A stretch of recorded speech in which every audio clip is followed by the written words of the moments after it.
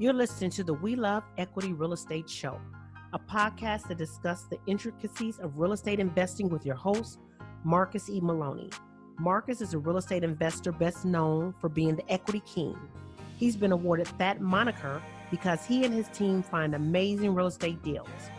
He will be talking with investors who have done some transformational things in the real estate industry. They'll discuss their process, their strategies, and how their investments transform their lives and the communities they invest in. We welcome you to the We Love Equity Real Estate Show.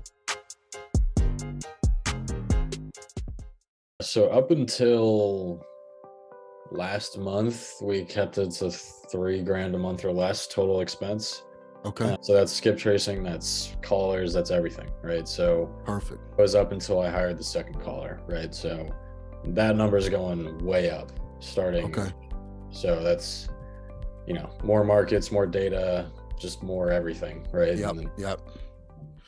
Welcome to another episode of the We Love Equity Real Estate Show. And on today, guys, we are going to be talking specifically about wholesaling. And we have a very special guest whose name is Owen Scott. He is from the Orlando, Central Florida area, and he's doing deals across the Eastern Seaboard. Very young individual, but very, very eclectic. And he is definitely doing some things and making some waves in the wholesale industry. So, Scott, man, without any further delay, welcome to the show, man. Thank you. I appreciate you having me on here. Sure. So, before we get started, man, kind of give us your background. Who are you? Who is Scott Owens? Owen Scott. What is Owen Scott doing? Kind of tell us, man, give us the background. Yeah. So, real estate started for me back in February. I'm a full-time college student, so it kind of, had to be something that I could work in with my schedule. Okay. I just wanted to find a way to get my income up some way, that doesn't require a ton of my time. Just started out with $500 budget, and that's not per month, that's total, right? So it's just kind of, you do what I can with it. And then, just started cold calling pretty heavily and kept pressing until I got my first deal about 45 days later. Okay. That's kind of where we started there. Yeah. Okay. So full-time college student. $500 budget. Yep. And you're doing this in a virtual market, and it took you 45 days to close your first deal. All right. So, guys, I heard that correctly, and I wanted to repeat it so you guys could hear it correctly. Again, Scott, Owen is college student, full-time college student, started with a $500 budget. 500, yes, not $500 a month, but a $500 budget. And he closed his first deal 45 days later. So, Owen, kind of tell us, man, why did you decide to get into wholesaling? Yeah, I think it was just, I was, actively looking online just for ways that, I could make, high ticket, whether it's sales or anything like that in shorter periods of time without having to put in a lot of money, right? So I think it's just a matter of, I truly believe this is one of the few industries where if you simply put in enough effort, you will get a return, right? And the monetary return on that. It's very simple, but it's not easy, right? I'm sure you've heard that before, and that sums it up, right? So, and it's something you can teach pretty easily and, systematize it, process it. Out a little bit easier, and it's just a business model that worked for me as far as into my personal schedule as well. So that's kind of how I made it a good fit. Yeah. There you go. The key thing you said, it's simple, but it's not easy. And a lot of people don't want to put in the effort. They think it's, magical. Hey, let me hire a cold caller or send some direct mail or do a text campaign and immediately I'll get my first deal.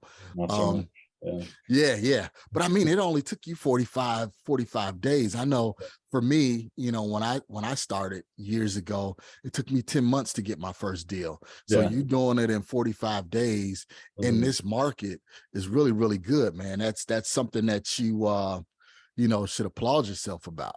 Yeah, thanks. It was, it's hard to keep pushing when you don't have that proof of concept yet, right? So, and mine was, I cold called for 30 days and it was a quick close. Like it was only 14 days to close, right? So when you're sitting down every day for 30 days straight, right, it's just like, you got to keep your mind pushing towards something, even if the money's not coming in yet. So that's kind of the way you're absolutely right. Yeah, for sure. So, and that's one of the things you said. You said you had to sit down and just cold call for 30 days straight, not knowing if you was going to get a deal. So it's like just persevere, push through, and then you'll have that breakthrough. All right. So tell us about that first deal, Owen. Yeah, so that was a tired landlord list in Memphis, Tennessee.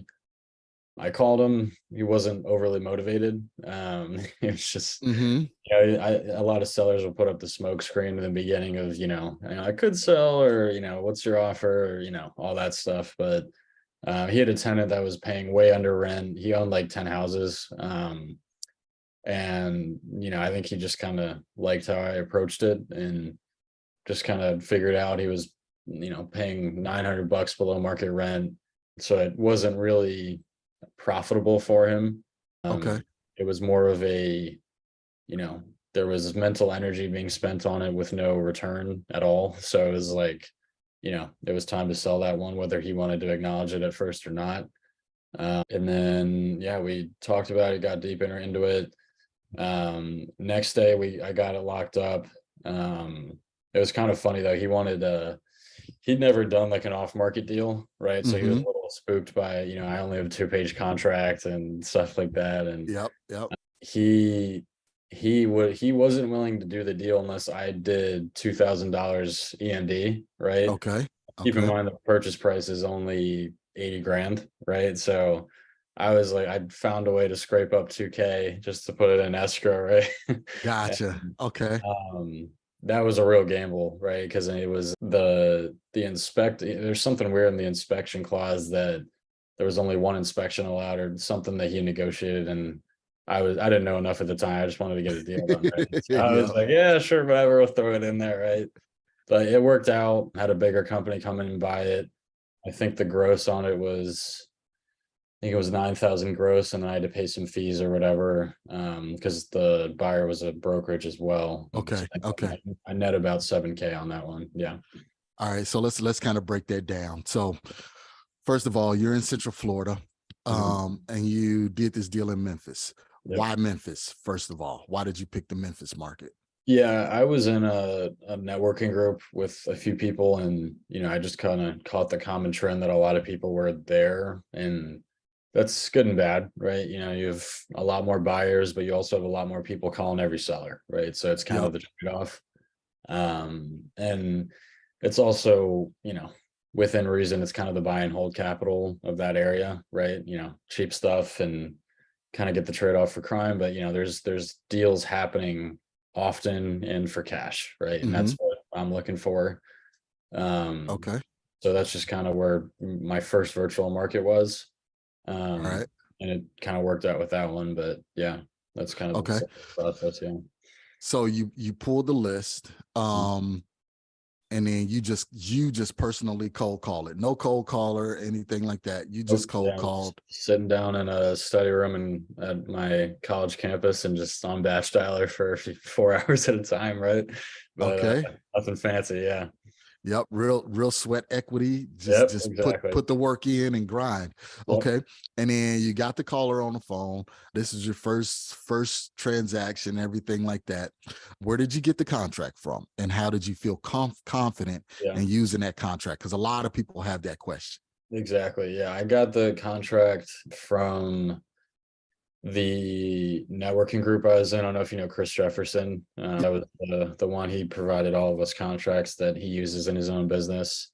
Really simple, right? It is foolproof, right? And as long as you have some protection in there with the inspection contingency and all that, you don't have to worry, right? It's just do what you're supposed to do and communicate, and then we'll be fine. Simple as that, And a lot of people make a big deal about, I don't know what contract to use. Hey, look, just use it, and make sure you have your inspection period in there, and you'll be covered. All right. Yep.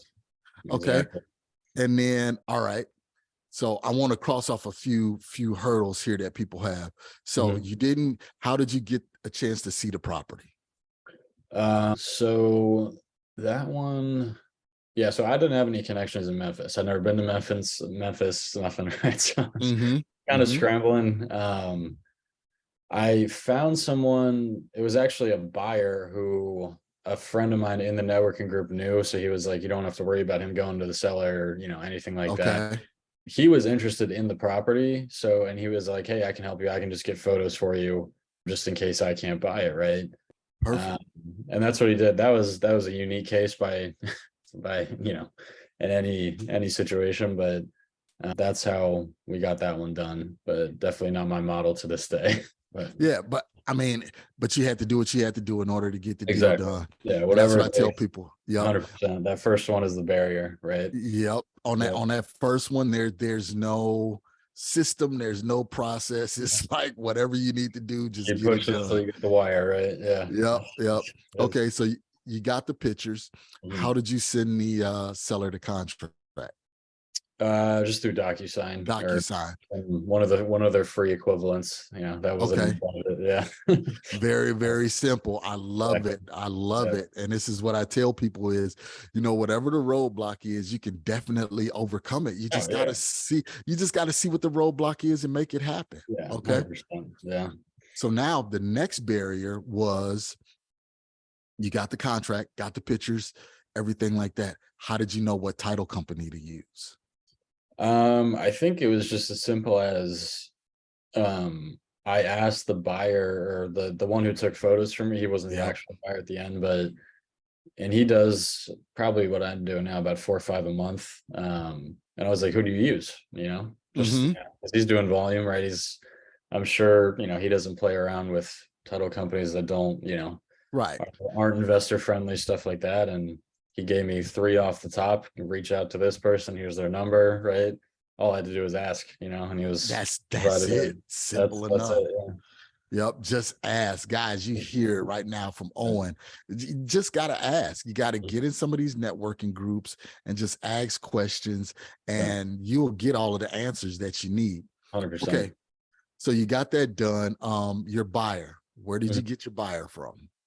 So this was a buyer. It's an institutional buyer. So I literally just, it was as simple as going on PropStream and just seeing who's buying, just seeing the cash transactions. I'm sure, you know what I mean? Who's buying and what quantities, right?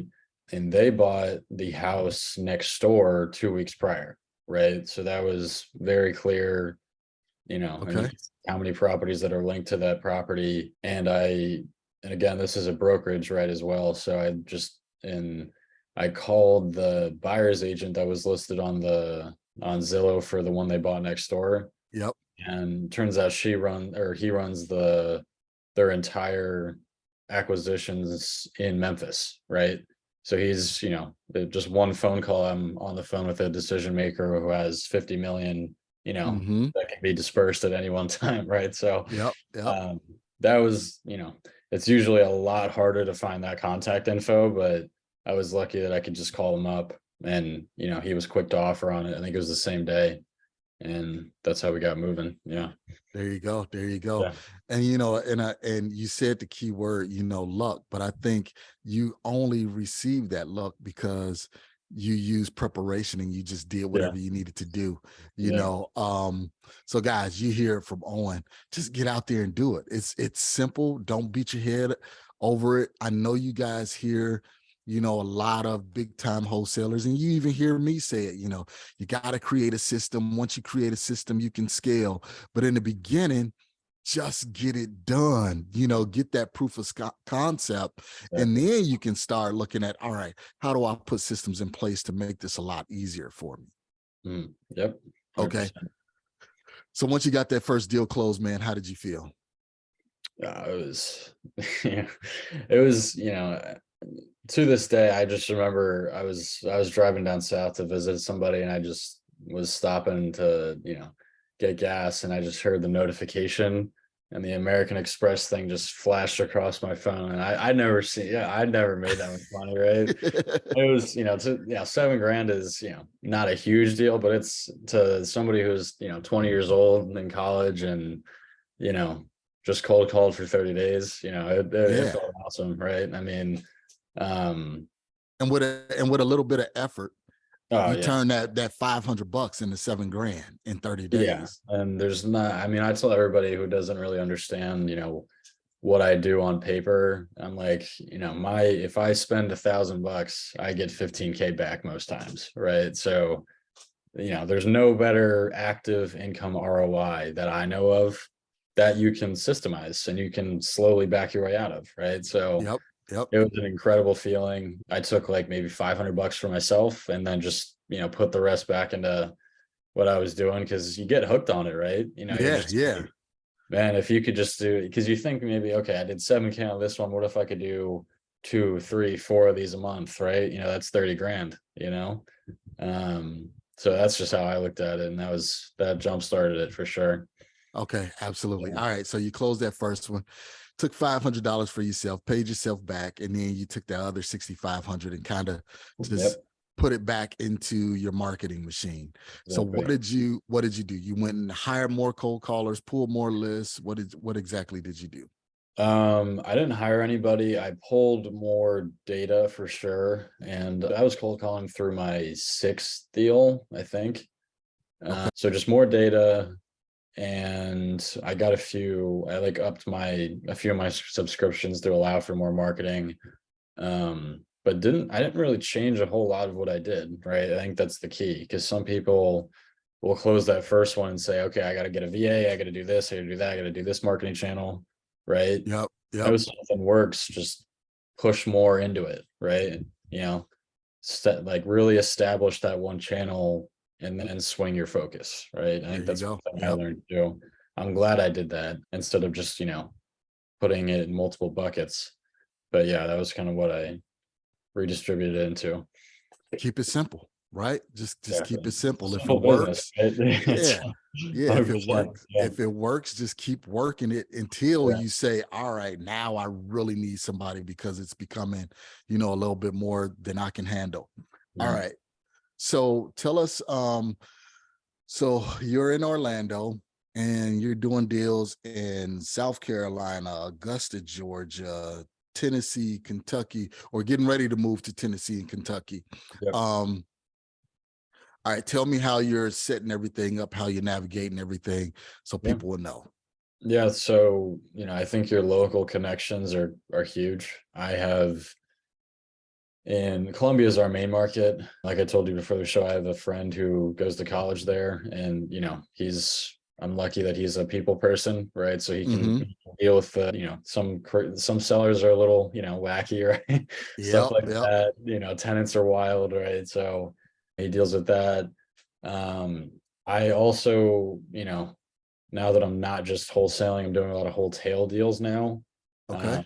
I have a local. So explain what a hotel deal is for people that don't know. So it's a mix of wholesaling and flip. So the way I do it is basically we get them. It's for the ones that we have deep enough that we can still make money, but we can't really wholesale them for more than 5K. So and my criteria is that they need to be livable as is. So they might need some sprucing up, but not much, right? So it's good for the ones that are, if a tenant just moved out, but they took care of the property, or if it's an older seller who moved out, right? Just needs some small stuff. Okay. So what we'll do is we'll buy those, we'll do paint, floors, any junk removal that needs to be done, and maybe fixtures at the most. And we'll just put on the MLS with an agent, our local agent there. The way I do it is I pay my agent 5% commission instead of 3% for him to oversee that light rehab. So I don't do anything, right? Gotcha. I close on it. I give him the keys, and he basically just lets me know when it's about to go on market. And, I can keep my focus on the business and acquisitions and stuff like that. And, usually we want to make at least 25K on those. We won't do it if we don't. just to allow for if something goes wrong, or, the market's a little soft right now, stuff like that. But that's a winner. We're in and out. Our last one was just under 60 days from buying it to selling it to a retail buyer. And yeah, it's a great strategy for sure. So I know you mentioned that the market is softening up. So are you still doing as many of those, or are you kind of pulling back from doing? Yeah, we're doing more of those, actually, funny enough. And people kind of don't really, they're surprised when they hear that. But if you're in the small to mid-sized markets like we are, the stuff that's, median price is about 250 in Columbia, I think. Everything, and this is on us as business owners. We need to know exactly what's happening in the markets, right? The key, it's as simple as this: anything that is livable and is listed under 200K will sell quick right now, right? So you best believe we are marketing heavy to those neighborhoods, heavy, right? So stuff like, and we just had one, we listed it on November 1st. It was under contract November 3rd, right? So excellent. That's the stuff where, and as I'm sure you're seeing, cash buyers are drying up, right? So me personally, for me, I look at it as, a deal's a deal. As long as you're buying it deep enough, it doesn't matter if the market corrects 10% in 2 days or whatever, you're not going to lose money, right? So I'm a little tired of the same, buyers saying, oh, well, it was a deal, but now it's not, or this and that. Right. Yeah. It's a double-edged sword, wholesaling and wholetailing, it all has pros and cons, but it is nice to not have to depend on anybody, right? You can just take it down as soon as title's ready and then get moving, right? So we're using those in the ones where it's livable and the spread's not big enough, but I think it's just a matter of what you can do in your market and adapting to that for sure. Okay. And now I know you had said that your niche, your target markets are, not the bigger markets, but kind of the mid-range, smaller markets. Why did you choose those markets? Variety of reasons, right? I mean, one, as wholesaling, what we do is just a sales and marketing game, right? So if you can target the areas with the most sales volume, with the least people calling these people every day, where stuff still moves on market, that's the perfect combination, right? So where I live in Orlando, stuff moves quick, it's desirable, but every absentee owner will get 20 calls a day, right? Right. This is my markets, it might be 3 or 4, 5, right? But at the same time, I could still put something on the market that's livable. It'll be under contract 2 days later, right? So another factor is just it's affordable, right? I mean, even at 6, 7, 8% interest rates, a mortgage at a $200,000 sales price, that's livable, you don't need to do much to it, and 3-bed, 2-bath family home, right? It's still affordable, right? And that's a huge reason why the markets like Phoenix is taking a hit right now, Houston, all those, where Atlanta especially, where there's just a bunch of crazy unprecedented artificial growth. You just can't sustain a mortgage at 7.5%, at 500K, right? It's just not the same, right? So and I'm in the Phoenix market and I see it and I live it, daily, to where tough. Right. You're seeing houses that 2 years ago were 400,000. Now they're 800,000. Yeah. And at 7.5% interest, 6% interest, people can't afford it. So those houses are really starting to sit now. So, 100%. I mean, we welcome the correction. Trust me. Yeah, no, I'm with you. Yeah. I think it's honestly, I know people are freaking out, but the way at least our business operates is we will thrive in any market cycle, but when there's an equilibrium, it's perfect, right? And especially new people, like agents, wholesalers, whoever, they do not, especially because they started in the heat of it, right? In 2021, 2022, that was not normal, right? I mean, that was never seen ever, right? I mean, exactly. Like it's absolute anomaly that it was great while it lasted. You could sell a deal for over ARV, right? But it's just not realistic. Right, So, right. It was like, soon as you get something under contract, it's like, yeah. whatever I get it under contract for, I know I'll be able to You move it. just So slap it on a Facebook group and you got 50 replies in 2 minutes offering above ask and stuff. But, it's not sustainable, right? And yep. I think it's good that we're getting everything calmed down, and even rates are starting to drop a little bit too for residential people. So it's good. I think I welcome it for sure. And some people are scaling down, I'm scaling up, right? So it's we're here for it. But yeah. There you go. So let's take a brief break, hear a word from my sponsors.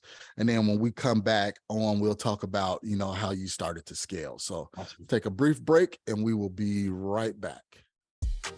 PropStream is the industry's #1 tool for locating distressed properties and connecting with highly motivated sellers. With 100% coverage across the U.S., PropStream provides a deep dive into any property's specific details, making it easy to generate lists of distressed properties and contact to the owners. No other product or service can compare. Gain access to MLS property details like expired listings. You can pull accurate comps, even sale prices in non-disclosure states. This information is typically reserved for licensed real estate professionals, but is also available to you in PropStream. Gain access to unlimited nationwide property search, comparable home sales, targeted marketing lists, and owner contact lookup, built-in marketing tools, hundreds of filters to search and sort leads. Start your free 7-day trial now by going to proud.propstreampro.com/WeLoveEquity. Finding real estate deals can be a challenge, but with Batch Leads, it doesn't have to be. Batch Leads has created a one-stop solution for all your real estate needs, so you can find more sellers, close more deals, and maximize revenue. Batch Leads offers a comprehensive suite of lead-generating tools that cover text messaging, skip tracing, finding comps, and much more. Batch Leads help you simplify, manage, and organize all your data in one place. Batch will help you stack your lists and identify properties that appear on multiple lists and have multiple distress indicators. These sellers are likely to be highly motivated and eager to sell. Get the most powerful and complete lead generation platform in the industry. Locate sellers, buyers, and lenders nationwide in seconds. Go to batchlead.io and use promo code WeLoveEquity. All right, everyone, we are back with Owen Scott, who hails from Columbia, South Carolina, but he's doing deals in the Midwest and along the Eastern Seaboard. So before we left, we were talking about, just kind of the markets and what he's been doing. So Scott, coming back, Owen, I'm sorry, I keep calling you Scott. Owen, coming back, what are you doing now? What have you done to start scaling up? What does your team look like? Yeah, so it's just, I hired a VA, I'd say in July, and I managed him myself, and it just took away too much of my time, managing the dialer, data, all that stuff. So right now we have 2 callers and a texter that a third-party company, REI Call Center, does for us. So that's our marketing. They're hitting it every day, Monday through Friday. And then beyond that, I got back from, I was in Spain for 3 months studying abroad. Okay. Right before then, I brought on somebody who I knew in one of my networking groups to, he really wanted to get into acquisitions, and, I wasn't able to do what I usually could on the acquisition side just because of the 6-hour time difference.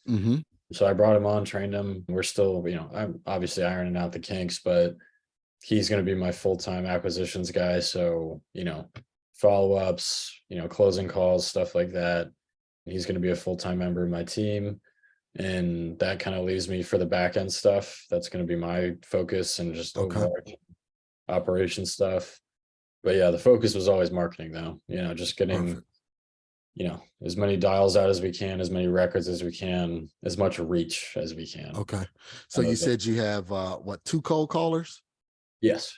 Okay. 2 cold callers, and they're dialing. Do you know roughly about how much you're spending a month in marketing now? Because you started at 500, because I want people to see how you scaled so quickly.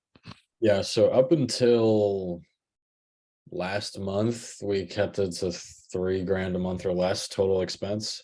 Okay. So that's skip tracing, that's callers, that's everything, right? So perfect. It was up until I hired the second caller, right? So that number is going way up starting. Okay. So that's, more markets, more data, just more everything, right? Yep. Because what is it taking you, about 10,000 leads to call on a month per caller? Yeah, per caller. That's usually a good sweet spot to where they have to push to get through it, but they're not, overwhelmed. Right. Okay. It's generated us about 4 contracts per month.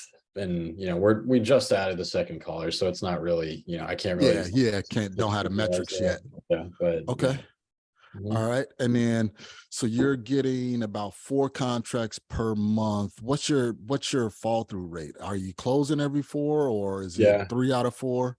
I would say 3 out of 4 generally, for whatever reason, right? We had 2 deals where buyers backed out and we had to close them.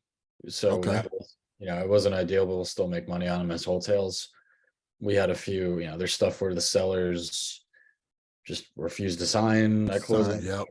All that stuff. But my goal is to keep the fallout rate less than 25% if possible, just because we want to control what we can, right? And everything else, it happens, but and it happens. And I know, it sucks. And I know in the beginning when people get started and they say, that deal fell out, they just want to give up. I'm like, it's a part of the business, some of them just fall out, Okay, perfect. All right, Owen, let's put you on a hot seat, man. We're going to put Owen on a hot seat real quick, just to let you know, Owen, this is great content, good information for those who are just getting started, and plus those who are looking to start scaling now. So on the hot seat, what would you do differently, Owen, than you did a year ago?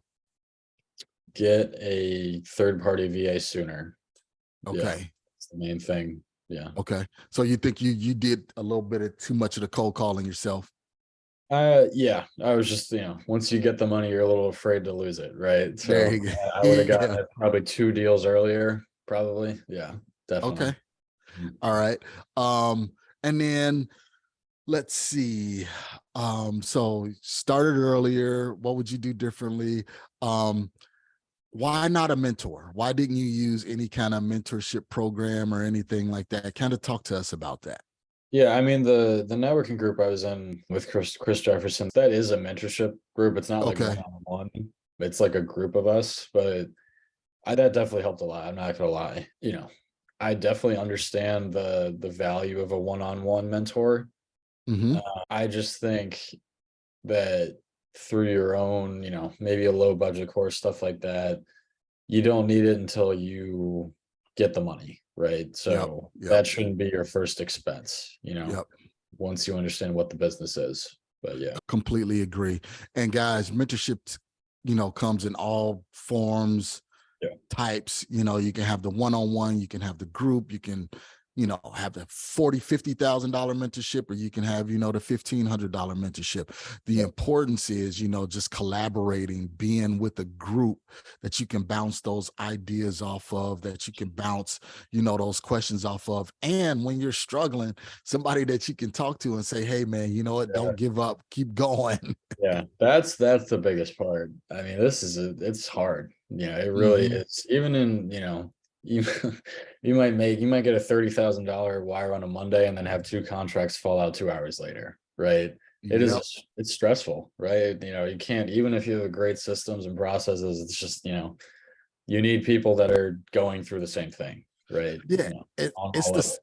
A lot of it is the psychology behind it, because like you said, you will be winning, on Monday, be on top of the world. And then on Tuesday, it's like, man, this thing is not working. What am I doing wrong? What the hell do I need to do to change? Exactly. So, excellent. I'm glad you pointed that out. That's why you want to be with, whether it's networking group, whatever it is, but you got to be around people who are in it, and the business deep too. So yeah, because you guys can talk about, some of those same struggles, some of those same wins, because you can't talk to people about this, just your college buddies, stuff like that, because they're like, well, what are you talking about? I'm worried about this calculus exam, and you're talking about, cold callers. For sure. Definitely. Yep. So even with that, have your college roommates seen the success you have and started asking questions and inquiring? Yeah, I mean, I definitely keep them posted on what I do and stuff like that. And, I think they couldn't really like believe it, you know what I mean? And they know I work hard. I mean, I've always worked hard in school and stuff, but I mean, it was, I have friends that are, they're very, very smart and they want, they're money motivated for sure. And all of it's including my own, what we were like, okay, let's go to, let's get into banking or something like that, high ticket industry where you just grind and all that. But the fact that I'm able to outsource and hire, that's something that they've really taken notice to, right? I was able to fly up and see people last week on a Monday, right? Instead of work, that's great. Yep. So, but yeah, they're super supportive, and it's cool that they get it now, right? It's not just something I do, it's something I'm trying to push forward. So yeah. Okay, sweet. All right, so Owen, wrapping up here, man, kind of give us some words of encouragement for those people that are struggling. That's, hey, you know what, they're 5 months in, 6 months in, haven't closed that first deal. What can you tell them? Speak to that person. It's coming. I don't know when, but it will come. As long as you're controlling what you can control, as long as the dials are being made or the text, whatever your channel is, and you are bettering yourself on the phones or talking to sellers, whatever it is, it's coming. It's just a matter of when. That's and nobody has the crystal ball, but once that one happens, everything the barriers are shattered, right? That gives you all the power to kind of expand and bring that time between deals down exponentially. So yeah. There you go. Hey, take it from Owen. It's coming. Just stick with it. It's coming. It's coming. Yeah. Owen, man, I really appreciate you being on the show today, man. Excellent content that you share. I really appreciate you being on the show, man. So signing off here, man, how can people reach you? How can we find you to follow your success story? Yeah, you can reach out to me on Instagram. That's probably the best way. I think I'll probably just give my personal. Yeah, my Instagram is just Owen Scott _6. I'm creating a real estate one too, but that's what I'll give out for now. DM me. Yeah, I respond, and I like talking to people about this stuff, right? So, I've had people reach out to me that are in my own markets that I have never even heard of before, right? And we're doing deals now. So reach out. There you go. This business is based on contacts, right? Whether it's within your real estate circles or with sellers, right? So hit me up. I'd love to hear from you guys. And yeah, thanks for having me on. I really appreciate it. All right, guys, there you go. You hear from Owen Scott, who's a successful wholesaler, only been doing this since February of 2022. So just under a year. So if you're struggling, you're having those issues trying to get started, just focus, keep going, push through, and you'll have the same story as Scott if you just don't give up. So Scott, again, Owen, again, thank you so much, sir, for being on the show. I really appreciate you. Thank you. Appreciate it, Marcus. All right, guys, that was Owen Scott, man. I wanted to bring that to you because Owen just got started, 11 months ago, less than a year ago. So less than a year ago, and he's in multiple markets, and he started with a small budget. So the success, the opportunity is definitely out there for you. But again, what did he have to do for 30 days straight? He jumped on the phone 4 hours a day and he cold called. He just pushed through, and got that first deal. And he cold called all the way up to his 6th deal. Then he started to hire and bring on VAs. So again, the opportunity is out there. You just have to get out there and do it. So if you want to talk, you want more information about this, reach out to me. You guys know how to find me. Go to marcusEmaloney.com, or slide into my DMs on IG at MRCS Maloney, and I'll love to speak with you. All right, guys, have a successful year. Have a great entrepreneurship. Thank you for listening to today's show. I picked up some great actionable items, and I'm sure you did as well. If so, let me know. You can always reach me via social media at facebook.com/MRCSMaloney, Twitter at MRCSMaloney, and of course, IG at MRCSMaloney. You can also always reach me via email at mmaloney@equityri.com. Make sure you reach out to our guests as well. You can always find their contact information in the show notes below.